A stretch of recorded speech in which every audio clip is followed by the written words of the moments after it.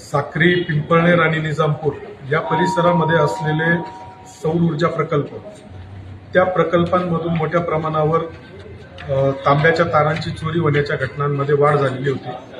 धुळे जिल्ह्याचे माननीय पोलीस अधीक्षक श्रीकांत देवरे यांनी स्थानिक गुन्हे शाखा व संबंधित पोलीस स्टेशन प्रभारी अधिकारी यांना सूचना दिलेल्या होत्या की यातली जे आरोपी आहेत हे तात्काळ अटक झाली पाहिजे आणि त्यातील मुद्देमाल हा रिकव्हर झाला पाहिजे व अशा प्रकारच्या गुन्ह्यांना 100% आळा बसला पाहिजे. त्या अनुषंगाने स्थानिक गुन्हे शाखेतील योगेश जगताप यांना गोपनीय माहिती मिळालेली होती की 3 इसम हे अशा पद्धतीचे सौर ऊर्जा प्रकल्पांमधून तांब्याच्या तारा चोरून त्याची इलिगल बाहेर जिल्ह्यांमध्ये विक्री करतात. त्याप्रमाणे साक्री पोलीस स्टेशनचे प्रभारी अधिकारी श्री दीपक वळवी सरांनी त्यांची एक टीम तयार केली व स्थानिक गुन्हे शाखेची एक टीम, त्यामध्ये सहाय्यक पोलीस निरीक्षक सहारे, तुषार सुनेवशी, सदेसिंग चव्हाण, अतुल निकम, महेंद्र सपकाळ या सर्वांची टीम सदर आरोपींच्या शोधाकामी त्या परिसरामध्ये छापा टाकत होती, त्यांचा शोध घेत होता.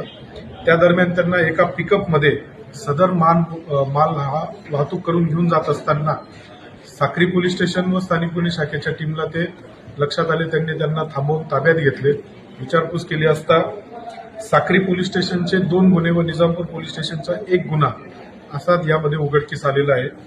यामध्ये एकूण 3 आरोपी असून मच्छिंद्र भटू जाधव, राहणार जुनीबाडी पेरेजपूर तालुका साक्री, प्रवीण रवींद्र जाधव, जुनीबाडी पेरेजपूर तालुका साक्री, सुलतान नुरा शहा साक्री या 3 आरोपींना आपण ताब्यात घेतलेले आहे व त्यांच्याकडनं एकूण 6,97,000 असा मुद्देमाल ताब्यात घेतलेला आहे.